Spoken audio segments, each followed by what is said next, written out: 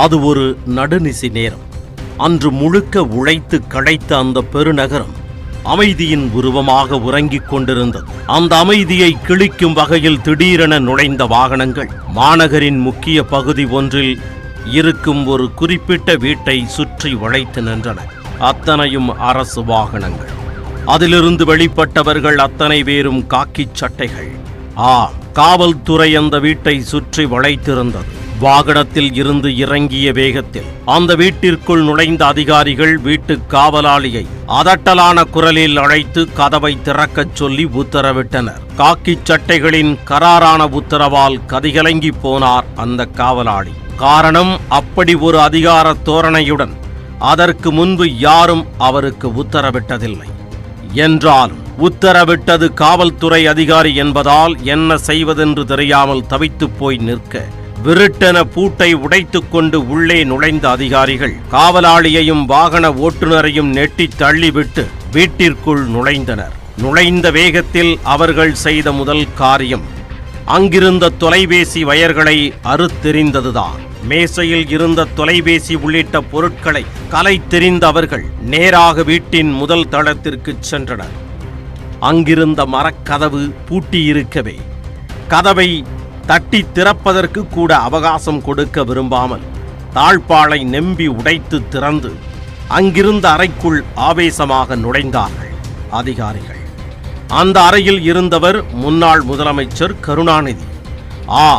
காவல்துறை அதிகாரிகள் அர்த்தராத்திரியில் நுழைந்த அந்த இடம் சென்னை ஆலிவர் சாலையில் இருக்கும் முன்னாள் முதலமைச்சர் கருணாநிதியின் இல்லம்.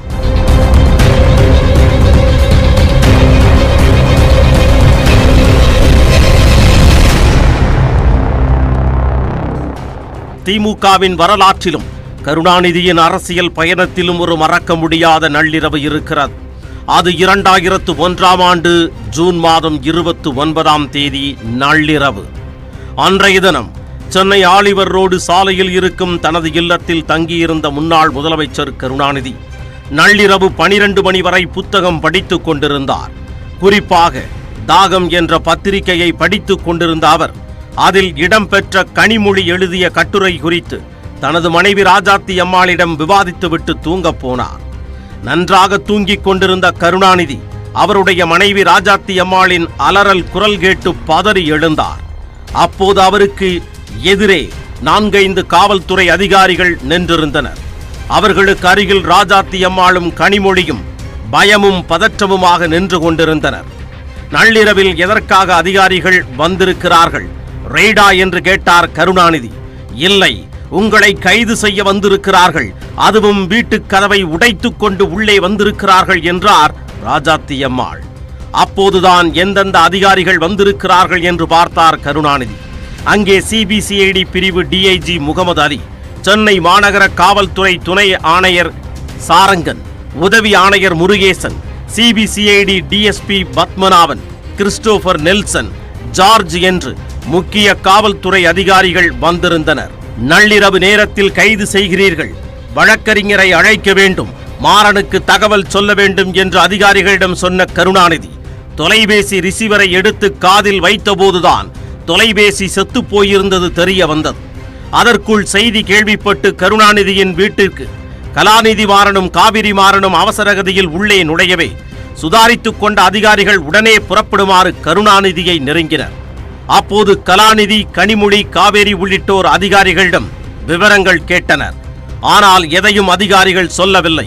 வீட்டிற்குள் நுழைந்து என்னை கைது செய்ய வாரண்ட் இருக்கிறதா, எந்த வழக்கில் என்னை கைது செய்கிறீர்கள் என்று கருணாநிதி கேட்க அதற்கெல்லாம் பதில் சொல்ல முடியாது என்றனர் அதிகாரிகள். எனில் கோபாலபுரம் வீட்டிற்கு சென்று அங்கே இருப்பவர்களிடம் சொல்லிவிட்டு புறப்படலாம் என்றார் கருணாநிதி. அதற்கு அனுமதி மறுத்த அதிகாரிகள் உடனடியாக உடைமாற்றிக் கொண்டு கிளம்புமாறு கருணாநிதிக்கு அழுத்தம் கொடுத்தனர்.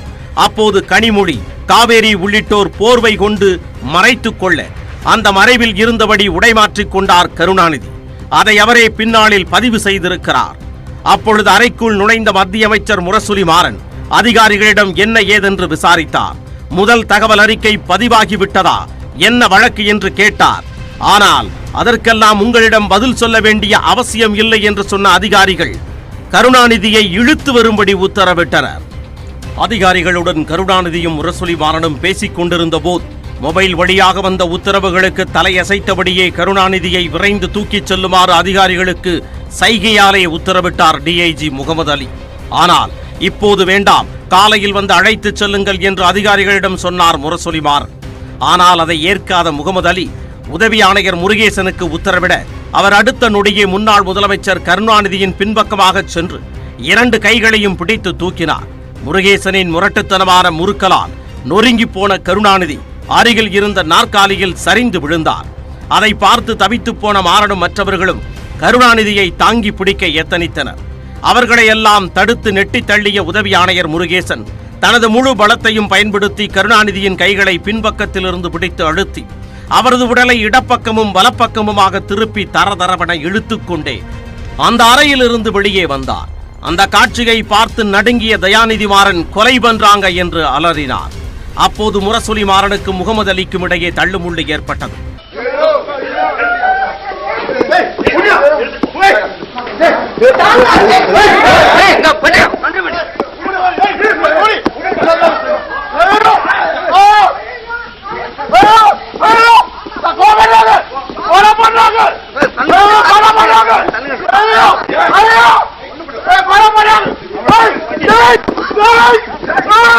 முதல் தளத்திலிருந்து கீழ்த்தளத்திற்கு செல்ல அங்கே சுமார் 10-15 படிக்கட்டுகளை கடக்க வேண்டியிருந்தது. ஆனால் கருணாநிதியை படிக்கட்டுகளில் நிதானமாக நடத்தி அழைத்துச் செல்லும் அளவுக்கு அதிகாரிகளுக்கு அப்போது பொறுமை இல்லை. மொபைல் வழியே உத்தரவுகள் வந்த வண்ணம் இருந்தன. அதனால் துளியும் தாமதிக்காமல் படிக்கட்டுகளின் வழியே கருணாநிதியை பாதி உடலை தூக்கிக் கொண்டும் மீதி உடலை தரையில் தேயவிட்டும் இழுத்துச் சென்றனர். அப்போது படிக்கட்டுகளில் மோதி கருணாநிதியின் முழங்கால், பாதம் என பல இடங்களில் சிராய்ப்புகளும் காயங்களும் ஏற்பட்டன. கீழ்ப்படிக்கு வந்ததும் மீண்டும் கருணாநிதியை குண்டுக்கட்டாக தூக்கிய அதிகாரிகள் அங்கே தயாராக நின்றிருந்த காவல்துறை வாகனத்தில் ஏற்றிக் கொண்டனர். அந்த வாகனத்தை நோக்கி ராஜாத்தி அம்மாள், கனிமொழி, அவரது கணவர் அரவிந்தன் ஆகியோர் ஓடி வந்தனர். அதற்குள் வாகனம் மின்னல் வேகத்தில் புறப்பட்டு விட்டது. அந்த வாகனத்தை முரசொலி மாறன் உள்ளிட்டோர் பின்தொடர்ந்து சென்றனர். கருணாநிதியை சுமந்து கொண்டு சென்ற வாகனம் முதலில் வேப்பேரி காவல் நிலையம் சென்றது. ஆலிவர் சாலை வீட்டில் வைத்து முரசொலி மாறன் எழுப்பிய கேள்விக்கு விடை தேடியே வேப்பேரி காவல் நிலையத்திற்கு சென்றனர் அதிகாரிகள். அங்குதான் முதல் தகவல் அறிக்கை பதிவு செய்யப்பட்டது. பிறகு அங்கிருந்து சென்னை அரசினர் தோட்டத்தில் இருந்த சிபிசிஐடி தலைமை அலுவலகத்திற்கு கருணாநிதியை அழைத்துச் சென்றனர். மறுநொடி அந்த அலுவலகத்தின் வாயில் கதவு மூடப்பட்டது. சிபிசிஐடி தலைமை அலுவலக வாயிலில் குவிக்கப்பட்டிருந்த காவல்துறையினரை தாண்டி அந்த அலுவலகத்திற்குள் நுழைந்து கருணாநிதியை பார்க்க முயன்றார் மத்திய அமைச்சர் முரசொலி மாறன். கூடவே மத்திய அமைச்சர்கள் டிஆர் பாலுவும் கடும் முயற்சிகளை எடுத்தார். ஆனால் அதற்கெல்லாம் அசையாத காவல்துறை அங்கே திரண்ட திமுகவினர் மீது தடியடி நடத்தியது.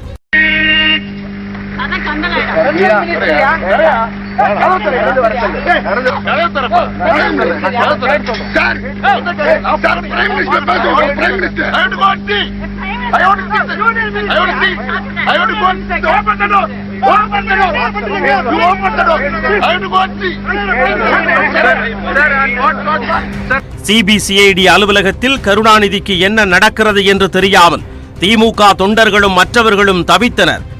சுமார் 1.5 மணி நேரத்திற்கு ஒற்றை நாற்காலியில் அமர வைக்கப்பட்டிருந்தார் கருணாநிதி. கருணாநிதியை கைது செய்ய சென்ற அதே நேரத்தில் துணை ஆணையர் சண்முக ராஜேஸ்வரன் தலைமையிலான படை சென்னை மேயர் மு.க. ஸ்டாலினை கைது செய்ய அவரது வேளச்சேரி வீட்டிற்கு சென்றனர். சுற்றுச்சுவர் மீது ஏறி வீட்டிற்குள் குதித்த காவலர்கள் கதவை தட்டி ஸ்டாலின் இருக்கிறாரா என்று கேட்டனர். அவர் வெளியூர் சென்றிருப்பதாக அவருடைய மனைவி துர்கா சொல்ல அதை ஏற்காமல் வீட்டிற்குள் நுழைந்து தேடினர். அங்கே மு.க. ஸ்டாலின் இல்லாததால் வெளியேறினர். என்றாலும் கருணாநிதியோடு சேர்த்து மு.க. ஸ்டாலினையும் கைது செய்ய வேண்டிய நெருக்கடி இருந்ததால் முரசொலி மாறன் வீட்டிற்கு சென்றனர் அதிகாரிகள். ஆனால் அங்கிருந்த கலாநிதி மாறனின் மனைவி காவேரியும் தயாநிதி மாறனும் காவல்துறை அதிகாரிகள் வீட்டிற்குள் நுழைவதை கடுமையாக எதிர்க்கவே முரசொலி மாறனின் வீட்டிற்குள் நுழையாமல் அங்கிருந்து புறப்பட்டனர். கருணாநிதி கைது செய்யப்பட்ட செய்தியையும் காவல்துறை தன்னை தேடுவதையும் கேள்விப்பட்ட சென்னை மேயர் மு.க. ஸ்டாலின் தனது பயணத்தை ரத்து செய்துவிட்டு வந்து நீதிபதி அசோக்குமாரிடம் சரணடைந்தார். இதற்கிடையே சிபிசிஐடி அலுவலகத்திற்குள் கொண்டு செல்லப்பட்ட கருணாநிதியை சந்திக்க முரசொலி மாறன் உள்ளிட்ட கருணாநிதி குடும்பத்தினருக்கு அனுமதி கிடைத்தது. அப்போது கருணாநிதியை வேப்பேரி காவல் நிலையம் அழைத்துச் செல்வதாக சொன்ன அதிகாரிகள் அவரை வாகனத்தில் ஏற்றினர். ஒரு பக்கம் மாறனும் மறுபக்கம் பருதி இளம்பழுதியும் உட்கார நடுவில் அமர்ந்து கொண்டார் கருணாநிதி. கருணாநிதியை வேப்பேரி காவல் நிலையத்திற்கு அழைத்துச் சென்ற அதிகாரிகள் அங்கிருந்து நேராக நீதிபதி அசோக்குமாரின் வீட்டிற்கு அழைத்துச் செல்ல ஆயத்தமாகினர். அப்போது தானும் வருவதாக மாறன் சொல்ல அதற்கு மறுப்பு தெரிவித்த காவல்துறை இணை ஆணையர் ஜார்ஜ் அவரை வாகனத்திலிருந்து வெளியேற்ற உத்தரவிட்டார். மறுநொடி துணை ஆணையர் கிறிஸ்டோபர் நெல்சனும் மற்ற அதிகாரிகளும் சேர்ந்து மாறனை காரில் இருந்து இழுத்து தூக்கிச் சென்று அப்புறப்படுத்தினர். அப்போது கருணாநிதியை தனியே அழைத்துச் செல்வதை தயாளு அம்மாள், ராஜாத்தி அம்மாள், கனிமொழி, மல்லிகா மாறன் உள்ளிட்டோர் தடுத்தனர்.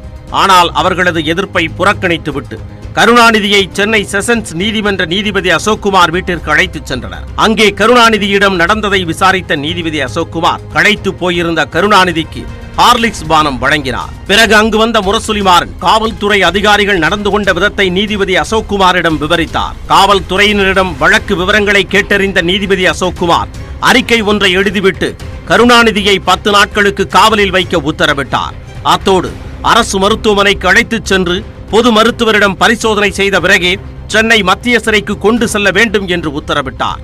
அந்த உத்தரவை பெற்றுக்கொண்டு கருணாநிதியை வாகனத்தில் ஏற்றிய காவல்துறை சென்னை மத்திய சிறையை நோக்கி புறப்பட்டது. இடைப்பட்ட நேரத்தில் கருணாநிதியை மருத்துவமனைக்கு அழைத்துச் செல்ல வேண்டும் என்ற நீதிபதி அசோக்குமாரின் உத்தரவை முற்றாக புறக்கணித்தது காவல்துறை. ஆம், எவ்வளவு விரைவாக முடியுமோ அவ்வளவு விரைவாக கருணாநிதியை மத்திய சிறையில் அடைக்கும் முயற்சியில் அதிகாரிகள் ஈடுபட்டனர். அந்த அளவுக்கு அவர்களுக்கு நெருக்கடி முற்றியிருந்தது. ஆலிவர் சாலை வீட்டில் வைத்து நள்ளிரவு 2 மணிக்கு கருணாநிதியை கைது செய்த காவல்துறை அவரை சிபிசிஐடி அலுவலகம், வேப்பேரி காவல் நிலையம், நீதிபதி வீடு, மீண்டும் வேப்பேரி காவல் நிலையம் என 4 மணி நேர அலைக்கழிப்பிற்கு பிறகு 6 மணிக்கு மத்திய சிறைக்கு அழைத்து வந்திருந்தது. அதற்குள் கருணாநிதி கைது செய்யப்பட்ட செய்தி சேட்டலைட் சேனல்கள் மூலம் ஒட்டுமொத்த தமிழ்நாட்டையும் சென்றடைந்திருந்தது.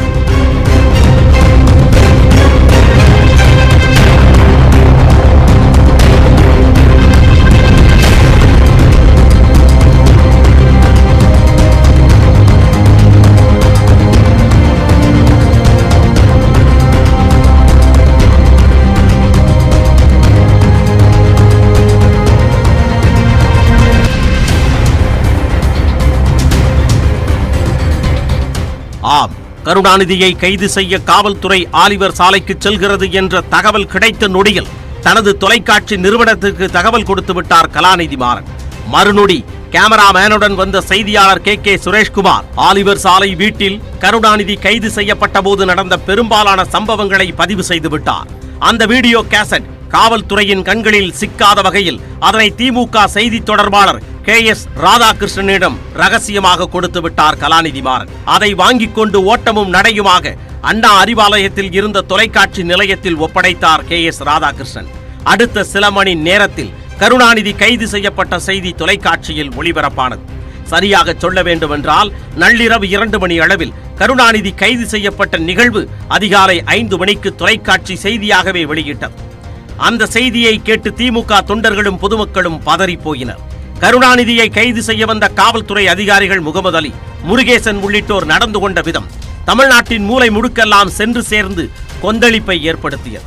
ஆனால் அந்த செய்தியை ஒளிபரப்ப கூடாது என்று தொலைக்காட்சிகளை எச்சரித்தார் முத்துக்கருப்பன் IPS. கைது செய்யப்பட்ட கருணாநிதி சென்னை மத்திய சிறையில் அடைக்கப்படுகிறார் என்ற செய்தி கேட்டு அந்த பகுதியில் திமுக தொண்டர்கள் திரளத் தொடங்கினர். மத்திய சிறைச்சாலைக்குள் கருணாநிதியை அடைப்பதற்கு காவல்துறையினர் தயாராகி கொண்டிருந்த நேரத்தில் சட்டென்று தனது மகள் கனிமொழி மருத்துவர் கோபாலுடன் தரையில் அமர்ந்து உண்ணாவிரத போராட்டத்தை ஆரம்பித்தார் கருணாநிதி. கருணாநிதியின் திடீர் போராட்டத்திற்கு பின்னணியில் இருந்தவர் வழக்கறிஞர் வில்சன். கைது செய்யப்பட்ட கருணாநிதியை மத்திய சிறையில் அடைக்காமல் வேலூர் சிறையில் அடைக்க காவல்துறை திட்டமிட்டிருப்பதை தெரிந்து கொண்ட வில்சன் விஷயத்தை ரகசியமாக கருணாநிதியின் கவனத்திற்கு கொண்டு செல்ல சட்டென்று தரையில் அமர்ந்து போராடி காவல்துறையினரின் வேலூர் திட்டத்தை முறியடித்தார் கருணாநிதி. பிறகு மத்திய சிறைச்சாலைக்குள் அழைத்துச் செல்லப்பட்ட கருணாநிதி ஜெயிலர் அறையில் இருந்த நாற்காலியில் அமர வைக்கப்பட்டார். அங்கே சில விவரங்களை பதிவு செய்த பிறகு பிற்பகல் 3 மணிக்கு கருணாநிதிக்கு அறை ஒதுக்கப்பட்டது. அந்த அறையின் பெயர் குவாரண்டைன் அறை. ஆம், சரியாக 5 ஆண்டுகளுக்கு முன் திமுக அரசால் கைது செய்யப்பட்ட ஜெயலலிதா எந்த அறையில் அடைக்கப்பட்டாரோ அதே அறையை இப்பொழுது கருணாநிதிக்கு ஒதுக்கியது மத்திய சிறை நிர்வாகம். இடைப்பட்ட நேரத்தில் மத்திய அமைச்சர்கள் முரசொலிமாறன், TR பாலு உள்ளிட்டோரை கைது செய்திருந்தது தமிழ்நாடு அரசு. கைய மேல வைக்கிற வேலை